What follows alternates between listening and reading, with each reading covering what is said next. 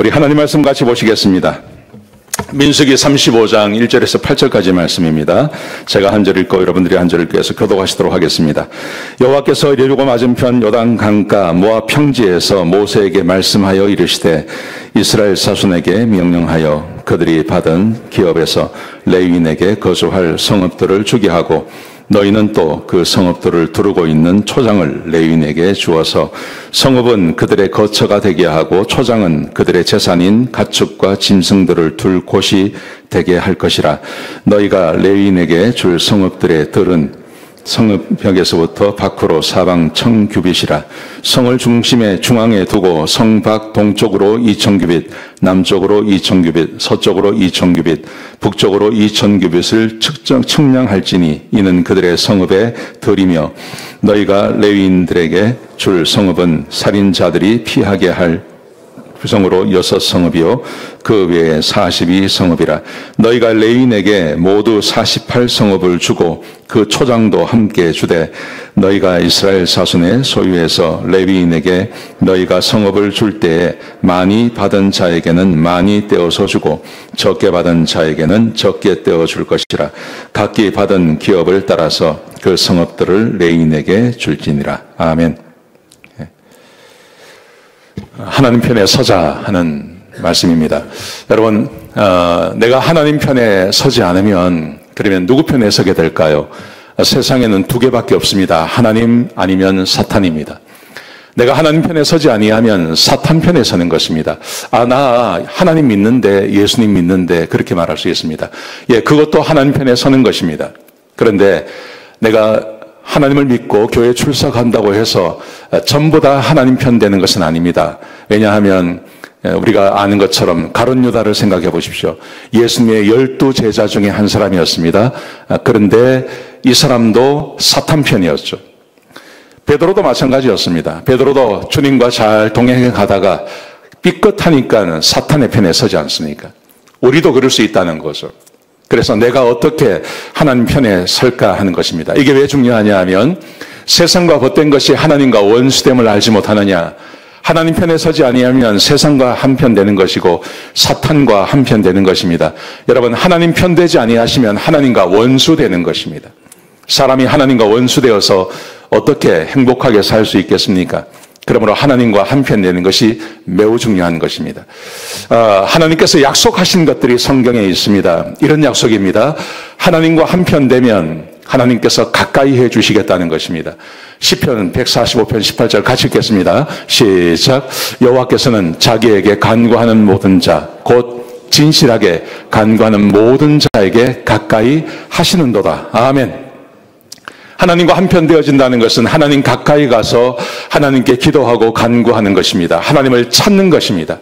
하나님을 찾는 그 사람 하나님께서 가까이 해 주시겠다고 약속해 주셨습니다. 또한 로마서 10장에 보시면 이렇게 말씀하세요. 주의 이름을 부르는 자는 구원을 받는다고 말씀하세요. 하나님 가까이 가서 하나님 편 되어서 하나님의 이름을 부르면 하나님께서 반드시 그 사람을 구원해 주시겠다고 약속하셨습니다. 여러분, 구원이라는 것은 내가 처음 예수 믿을 때 하나님을 이름을 부르는 것, 그것만이 아닙니다. 우리는 죽을 때까지 하나님의 이름을 불러야 합니다. 그리고 하나님께 구원을 받아야 합니다. 구원은 게 우리의 영혼만 구원받는 게 아니라 우리의 삶의 필요를 하나님께서 채워주시는 거죠. 세월이 가면 갈수록 그 필요가 훨씬 많아지지 않습니까? 그러므로 우리는 늘 하나님의 이름을 불러야 되고 하나님께 구원을 받아야 하는 것입니다. 그래서 하나님과 한편 되는 것이 그렇게 중요한 것입니다. 성경에 보시면 그런 예들이 참 많아요. 예를 들어서 라합을 생각해 보십시오. 라합은 이방 여인이었습니다. 그리고 그는 여리고성에 살고 있었습니다. 이제 곧 죽을 운명이었습니다. 그리고 그는 창녀였습니다. 인생이 굉장히 기구한 사람이었어요. 근데 이 여인의 귀에 하나님에 대한 소식이 들려왔어요. 이 여인은 누가 전도한 것도 아닌데 자기 마음 안에 어떤 다짐을 하죠. 그 하나님과 한편 되기로 결정을 했습니다.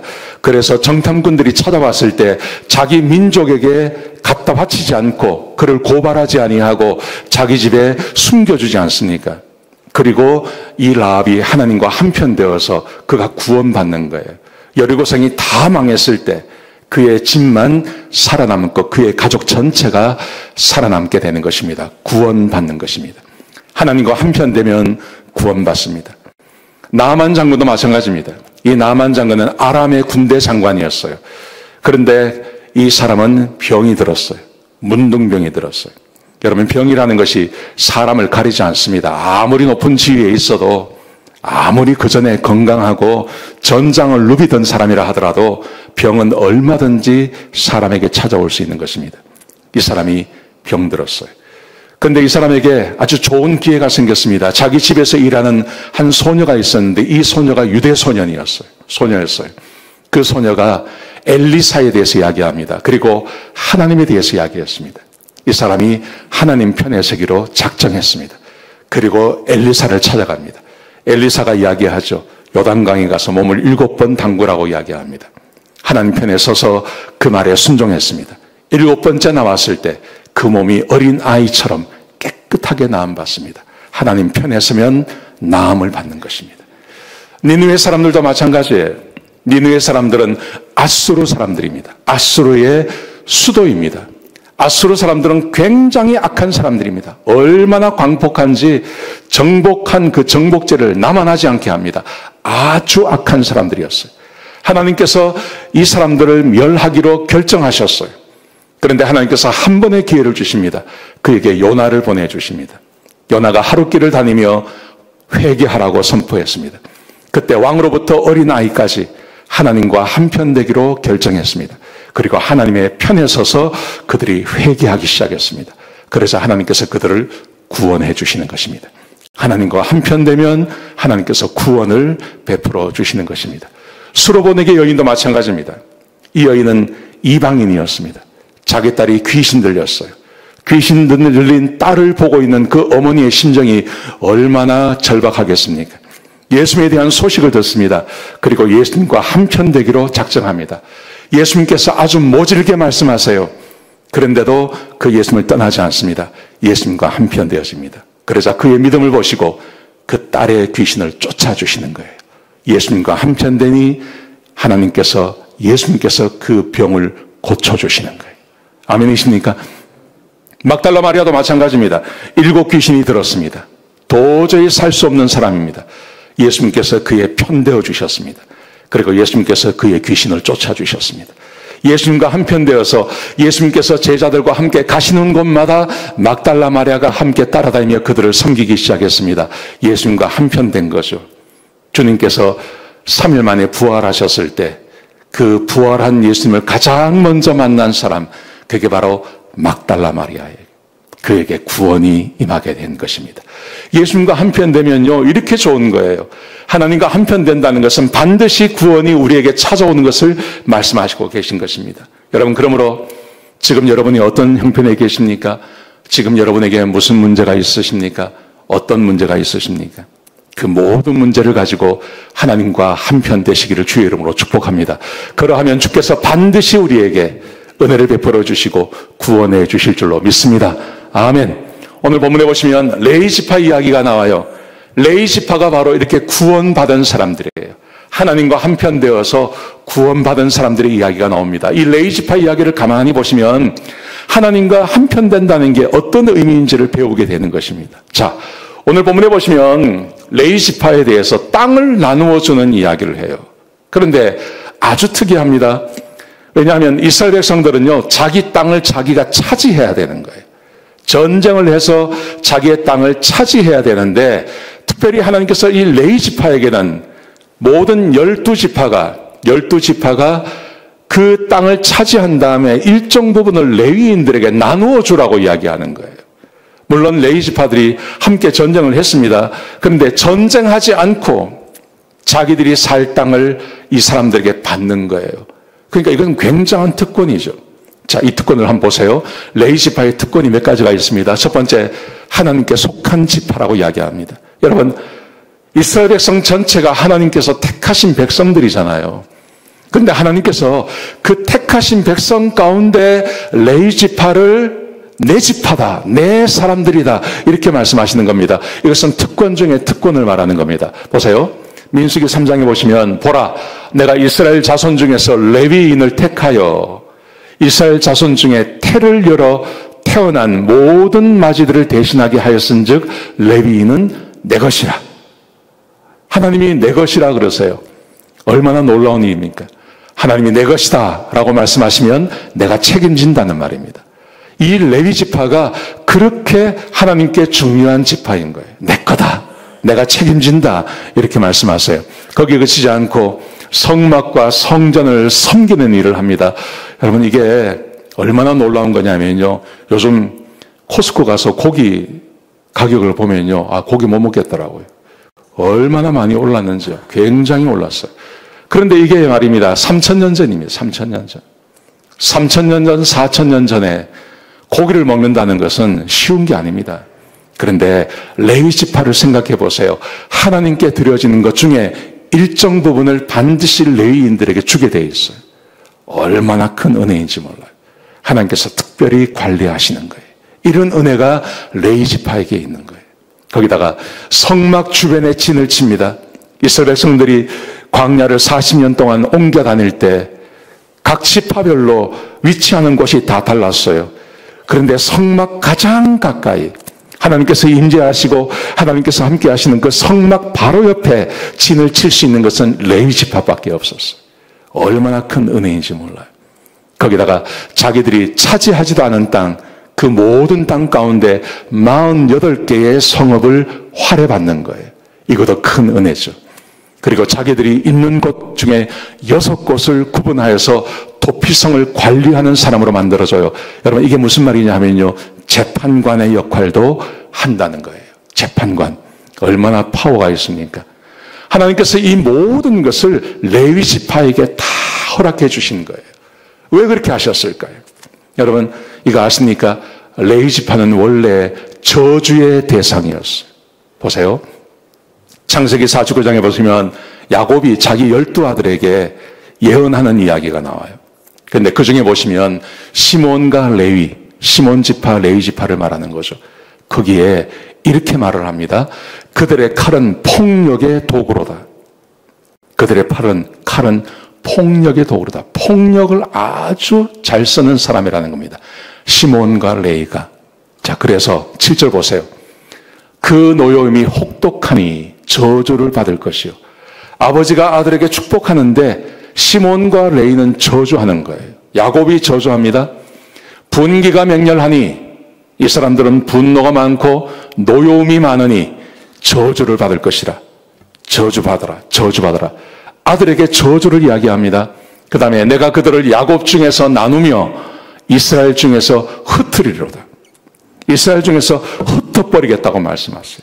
그리고 야곱 중에서 나눈다고 말씀하세요. 지파가 없어질 수도 있다 이 말입니다. 이게 왜 야곱이 자기 아들을 저주할까요? 이렇게 저주를 심하게 합니다. 시몬 지파와 레위 지파에게. 왜 그렇게 했을까요? 창세기 34장에 보시면 세겜의 사건이라는 게 있습니다. 야곱의 딸 디나가 세겜 땅에 갔다가 세겜의 추장의 아들 이 세겜이라는 자에게 강간을 당해요. 야곱이 그 이야기를 듣습니다. 근데 야곱은 세겜에 온 지가 얼마 안 됐어요. 자기들은 가족밖에 없어요. 힘이 약해요. 그래서 싸울 생각을 못하고 있는 겁니다. 그래 아들들이 돌아오기를 기다리고 있었어요. 그러고 있는데 세겜의 아버지가 찾아와요.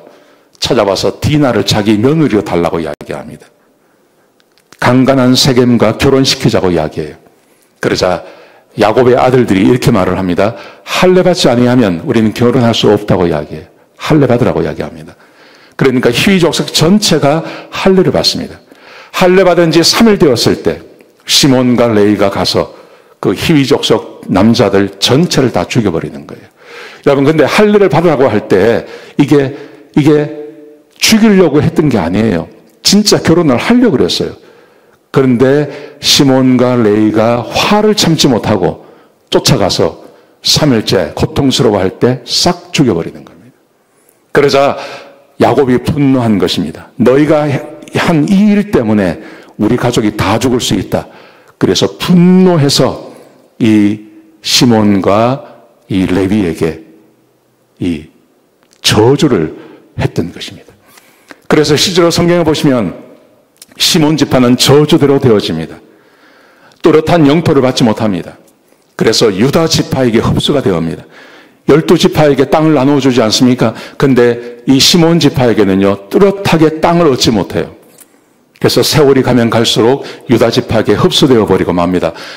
여호수아 19장 1절에 보시면 둘째로 시몬 곧 시몬 자손의 지파를 위하여 그들의 가족대로 제비를 뽑았으니 그들의 기업은 유다 자손의 기업 중에서 유다 지파가 땅을 받았는데 그 안에 조금 받은 거예요.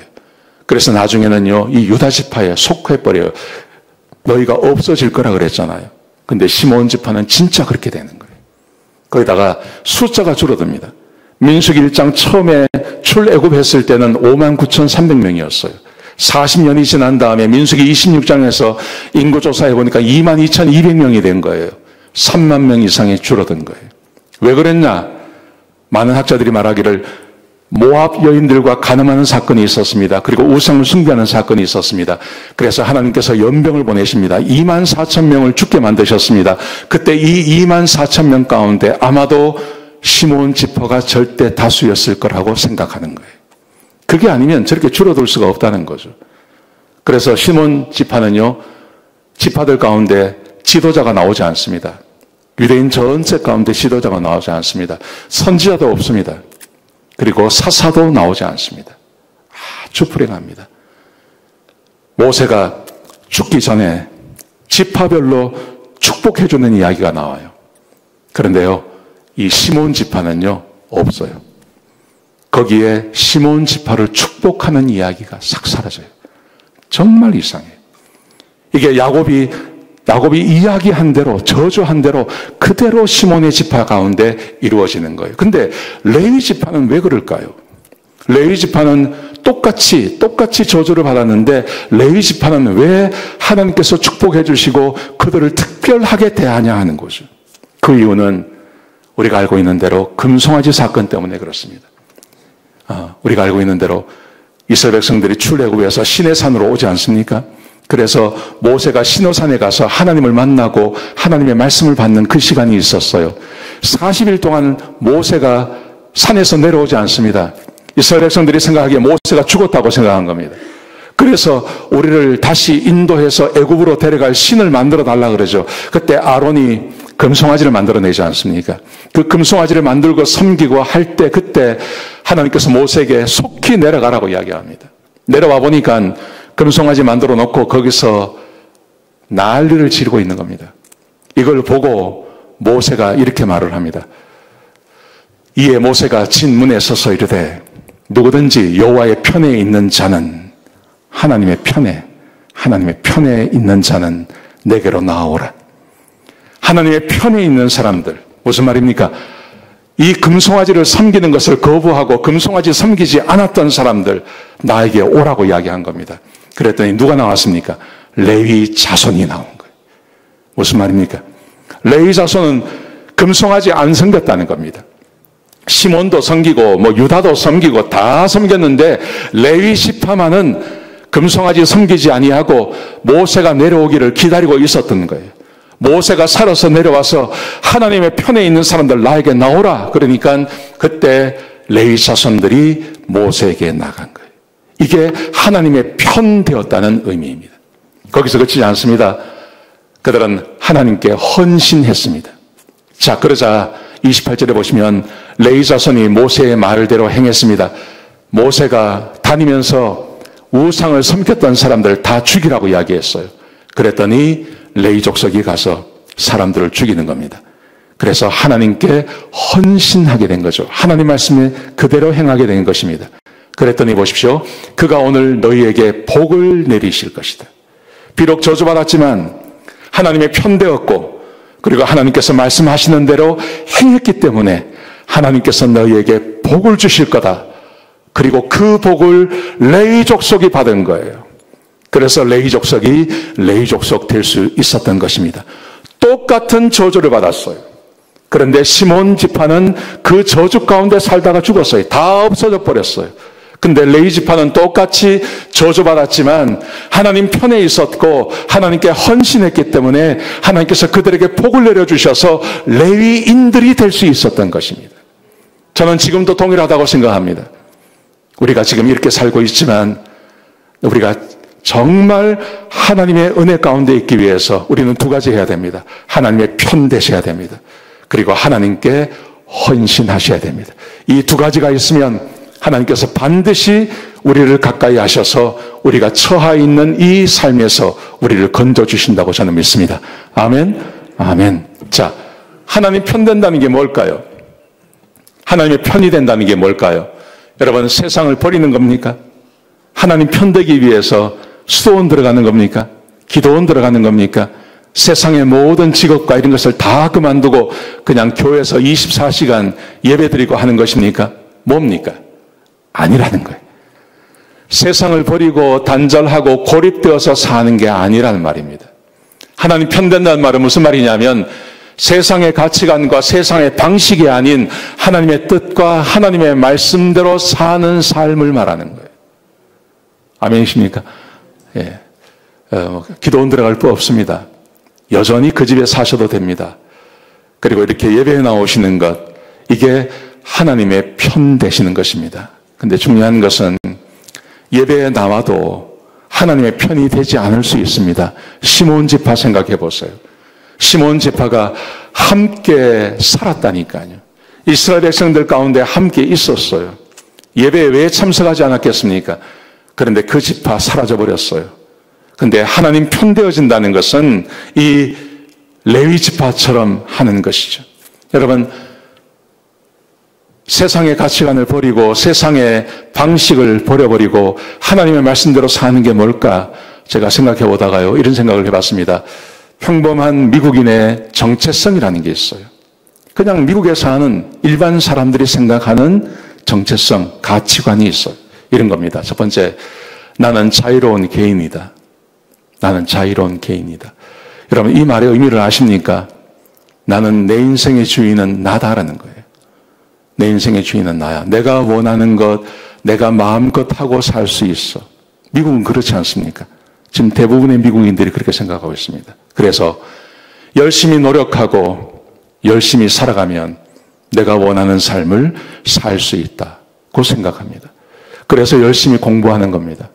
열심히 일하는 겁니다. 내가 가지고 있는 사업터 망하지 않게 죽도록 일하는 것. 내가 열심히 살아서 내가 원하는 삶, 내가 꿈꾸던 삶, 그 삶을 내가 살아가는 것. 이게 미국인들이 다 생각하는 것이죠. 여러분, 그렇기 때문에 제일 중요한 게 뭡니까? 돈이 제일 중요한 거예요. 열심히 공부하고 열심히 일하고 하는 것, 돈을 벌기 위해서죠. 왜냐하면 그 돈이 내가 원하는 것을 할 수 있도록 해주는 가장 좋은 수단이기 때문에 그렇습니다. 돈을 열심히 법니다. 돈을 가장 중요하게 생각합니다. 여러분, 그리고요, 부자가 되면 내가 많은 것을 가지고 있으면 사람들에게 존경과 인정을 받는다는 거예요. 그렇지 않습니까? 지금 대부분의 미국 사람들이, 우리 한인도 마찬가지죠. 다 이렇게 생각하고 살아가죠. 그래서 이 모든 것을 할 수 있도록 해주는 나라가 있어요. 그게 미국이에요. 그래서 미국 사람들은 미국을 좋아하는 거예요. 열심히 일하고. 캐나다만 하더라도 그렇지가 않더라고요. 캐나다에 가니까 제 친구가 캐나다에 살고 있는데 병원 한 번 가려면 1년 기다려야 돼요. 1년. 왜냐하면 캐나다는 이 세금이 워낙 많은 거예요. 그 의사분들이 일을 안 하는 거예요. 일정 기간 넘어가면요, 그 전부 다 세금으로 다 뺏기는 거예요.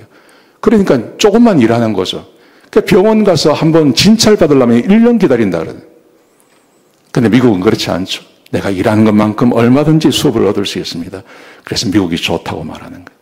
이게 대부분의 미국 사람들, 우리도 마찬가지입니다. 다 이렇게 살아가고 있다는 거죠. 이게 평범한 미국인의 가치관입니다. 자, 그렇다면 그리스도인들의 가치관은 뭐야 합니까? 이 팀 켈러 목사님이 이런 걸 이야기했습니다. 첫 번째, 나는 하나님의 자녀다. 나는 자유인이 아니라, 나는 자유로운 개인이 아니라 나는 하나님의 자녀다. 아멘. 두 번째, 하나님의 말씀이 나의 삶의 빛이다. 내가 꿈꾸는 세상, 내가 원하고 내가 바라고 내가 꿈꾸는 세상을 내가 목표 삼고 살아가는 게 아니라 나는 하나님의 말씀을 따라 그 말씀이 내 빛이 되어서 그렇게 하루하루 살아가는 것이다. 동의하십니까? 세 번째, 그래서 나는 하나님이 피로 값주고 사신 하나님의 사랑하는 자녀이다. 나는 하나님의 자녀가 되는 것은 내 힘이나 노력이 아니라 예수 그리스도께서 십자가에서 죽으시고 부활하심으로 그 핏값으로 내가 하나님의 자녀가 되었고, 그리고 나는 그 안에서 자라간다. 이 말씀을 하시는 거죠. 세 번째, 네 번째, 그렇지만 나는 여전히 죄인입니다. 이 세상을 살면서 여전히 죄를 짓고 살아갑니다. 그러나 죄를 짓지만 하나님께서 분명히 나를 사랑하시고 하나님의 사랑받는 자녀로 나는 이 세상을 살아갑니다. 이게 가치관이라는 거죠. 그렇기 때문에 이렇게 말합니다. 성공과 실패는 중요하지 않다. 성공할 수도 있고 실패할 수도 있고 내가 원하는 꿈을 이룰 수도 있고 이룰지 않을 수도 있는데 이건 중요한 게 아니다. 일희일비하지 않겠다는 거죠. 이게 그리스도인의 가치관이어야 한다는 것입니다. 여러분 동의하십니까? 자, 생각해 보세요. 우리가 교회에 출석할 수 있습니다. 하나님의 자녀가 될 수 있습니다. 이곳에 와서 함께 예배를 드릴 수 있습니다. 여러분, 그런데 여러분의 생각은 어떠세요? 나는 여전히 나는 자유로운 개인이야. 그리고 나는 내 꿈과 소망을 위해서 나는 열심히 일해. 여러분, 만약에 그런 생각을 가지고 살아간다면 세상 사람들과 다를 게 하나도 없죠. 내가 교회에 출석하지만 내가 그런 생각을 가지고 살아간다면 나는 여전히 세상의 가치관을 가지고 살아가는 거예요. 세상의 가치관을 가지고 살아간다면 그러면 하나님과 한편 되는 게 아닌 거죠.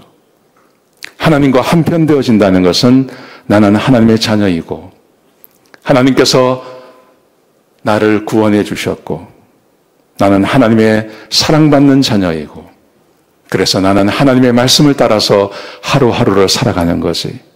내 삶이 내가 원하는 그대로 되어질 수도 있고 되지 않을 수도 있는데 상관없어. 나는 이미 하나님의 자녀이기 때문에. 이렇게 생각하는 것이 그게 하나님과 한편 되는 거라는 거예요. 만약에 교회를 출석하고 예배를 드리고 내가 구원받은 하나님 백성이다 라고 말하면서도 세상의 가치관을 따라 산다면요. 나에게 있어서 가장 중요한 것은 돈이고 내가 돈을 많이 벌어야 사람들이 나를 인정해주고 나를 존경할 거야. 그렇게 생각하신다면 하나님과 한편 되신 게 아니라는 거예요. 아멘? 왜 아멘 안 하세요? 보세요. 노아를 생각해 보십시오. 노아는 아무도 하나님을 믿지 않을 때, 그리고 비가 무언가도 모를 때, 그 당시에 살던 모든 사람들이 먹고 마시고 시집가고 장가가는 일에 골몰하고 살아갈 때 하나님께서 노아를 부르셨어요. 그리고 그에게 말씀하셨어요. 이제 시간이 지나가면 비가 올 거다. 그리고 모든 사람이 다 죽게 될 거다. 그 말을 듣고 노아는 열심히 방주를 만들지 않습니까? 하나님과 한편 되어진 것을 말하는 것이죠. 그리고 그는 구원받는 거예요. 세상 사람들처럼 살지 아니하고 하나님의 말씀을 따라 산 거죠. 하나님과 한편 되어진 것을 말하는 것입니다. 아브라함을 생각해 보세요. 하나님께서 그에게 찾아오셔서 말씀하셨어요. 너는 너의 본토 친척 아버지 집을 떠나라고 이야기합니다. 내가 너에게 지시할 땅으로 가라고 이야기합니다. 여러분, 지금도 이민 오는 게 쉽지가 않습니다. 가족을, 친척을 버리는 게 그게 무서워서 떠나지 못하는 사람들이 참 많습니다. 여러분, 그런데 4,000년 전이에요. 그때 그는 세상과 한편 되지 아니하고 하나님과 한편 되어서 하나님의 말씀을 따라 길을 떠났다는 것입니다. 그게 아브라함입니다. 모세도 마찬가지입니다. 바로의 아들이라고 하는 칭함을 받기를 거절하고 백성과 함께 고난받기를 선택하는 것. 하나님과 한편 되어진 것을 말하는 거예요. 세상의 가치관이 아니에요. 미쳤다 그러죠. 그런데 하나님과 한편 되어진 거예요. 여호수아와 갈렙도 마찬가지입니다. 12명이 가서 똑같은 것을 봤습니다. 왜 여호수아와 갈렙에게 아낙 자손이 눈에 들어오지 않았겠습니까? 그들의 성읍이 눈에 들어오지 않았겠습니까? 다 봤죠.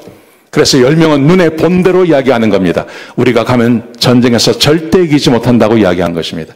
근데 여호수아와 갈렙은요, 하나님과 한편 되었어요.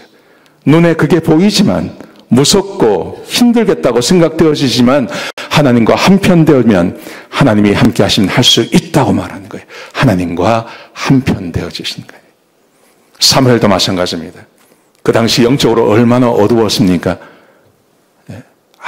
아주 어두운, 제사장도 하나님을 섬기지 않는 그런 아주 영적으로 어두운 시대에 그 어린 사무엘이 홀로 성막에 들어가서 불을 꺼뜨리지 아니하고 성막에 불을 켜는 하나님과 한편 되어지는 삶을 이 사무엘이 살았던 것이죠.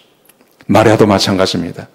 여러분, 성령께서 찾아오셔서 네가 남자를 모르지만 성령으로 잉태되어진다고 하는 말을 들었을 때 그게 믿어질까요? 그리고 그것을 이야기한다고 요셉이 믿겠습니까? 만약에 요셉이 이 말을 믿지 아니하면 돌 맞아 죽어요. 그런데 마리아는 하나님과 한편 되기로 작정하고 하나님의 여정이오니 주의 뜻대로 하옵소서 하고 하나님과 한편 되는 거예요. 여러분, 하나님과 한편 되어진다는 것은 세상을 떠나는 게 아닙니다.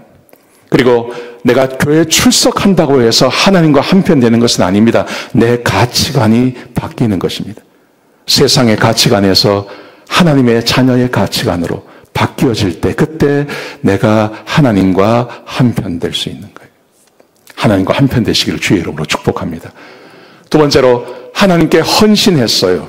오늘 본문에는 구체적으로 무슨 일을 했는지가 잘 나오지 않습니다. 그런데 출애굽기 32장에 보시면 구체적으로 어떤 일을 했는지가 나옵니다. 자, 보십시오. 모세가 그들에게 이르되 이스라엘의 하나님 여호와께서 이렇게 말씀하시기를 레위 족속에게 명령하는 것입니다. 너희는 각각 허리에 칼을 차고 진 이문에서 저문까지 왕래하며 각 사람이 그 형제를, 각 사람이 자기 친구를, 각 사람이 자기 이웃을 죽이라 하셨느니라. 여기서 말하는 진, 그 진이 뭘까 하는 거예요. 자, 그랬더니 38절, 28절에 보시면 레위 자손이 모세의 말대로 행함에 이날의 백성 중에 3,000명 가량이 죽임을 당하니라. 3,000명을 죽였어요. 여러분, 우리가 알고 있는 것처럼요, 레위 족속을 빼고 모든 족속이 다 우금 송아지를 섬겼습니다. 그런데 왜 3,000명만 죽었을까요? 아까 모함 여인과 함께 음행했을 때 24,000명이 죽었습니다. 근데 이 중대한 죄를 지었는데 3,000명만 죽은 거예요. 이게 뭘까요? 제가 찾아보니까요, 다 그렇게 말해요. 다니면서 다른 족속을 죽였다는 거예요. 다른 지파를. 그런데 이게 좀 이해가 되지 않아요. 여러분, 아까 보신 것처럼 한 6만 명, 이 레위 족속은요, 한 6만 명밖에 되지 않아요. 근데 6만 명이 어떻게 200만 명이 되는 사람들을 상대할 수 있냐는 거죠. 여기서 말하는 진이라는 것은 다른 지파를 말하는 게 아니라 내 지파, 레위 지파를 말하는 겁니다. 레위 지파 안에 전체가 다 하나님을 섬긴 게 아니라 레위 지파 가운데 3,000명 정도가 이 사람들도 금송아지를 섬겼을 가능성이 있다는 겁니다. 그래서 모세가 말하는 겁니다. 너희 진 이쪽에서 저쪽까지 싹 훑어서 그 가운데 너희 친구, 자기의 이웃, 심지어 너희 형제까지 다 멸하라 하고 명령했을 때 레위 족속이 여기에 순종한 거예요. 자기 형제, 자기 가족, 내 아버지, 내 아들, 내 형제, 자매, 그 사람들을 싹 죽인 거예요. 이게 가능한 것입니까? 여러분, 레위 족속이 그 일을 한 거예요.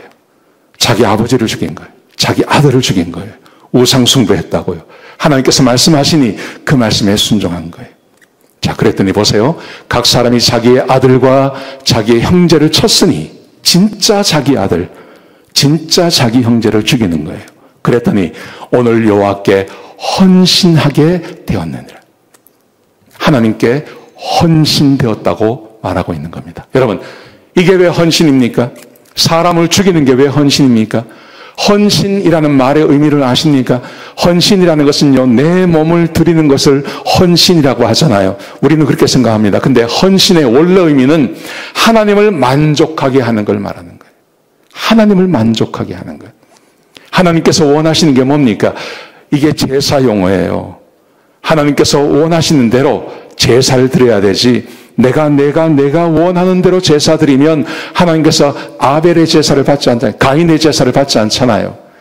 하나님이 원하시는 대로 하나님을 만족시키는 제사를 드리는데, 레위 족속 가운데 내 가족 가운데 우상을 섬겼던 사람들을 죽이라고 하는 그 말씀에 하나님이 만족하도록 이 레위 족속이 헌신했다는 것입니다. 그래서 이 사람들을 하나님께서 제사장 삼아주시는 거예요. 여러분, 하나님을 보십시오. 모압 족속과 음행했을 때 24,000명을 죽였습니다.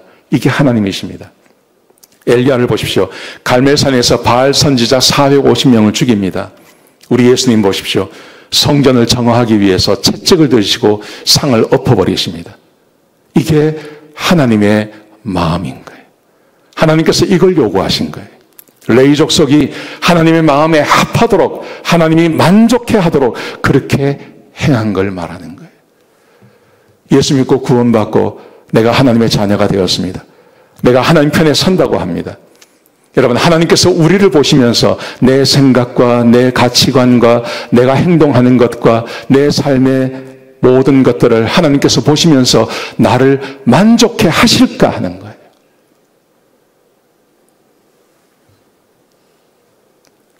내가 내 기준대로 일주일에 한 번 예배 드려드리고 내가 이거 하고 내가 이렇게 헌신하니 하나님께서 다 괜찮다고 하실 거야. 우리는 그렇게 생각합니다. 그런데 하나님께서 말씀하시는 헌신은 그게 아니라 하나님을 만족하게 해드리는 거예요.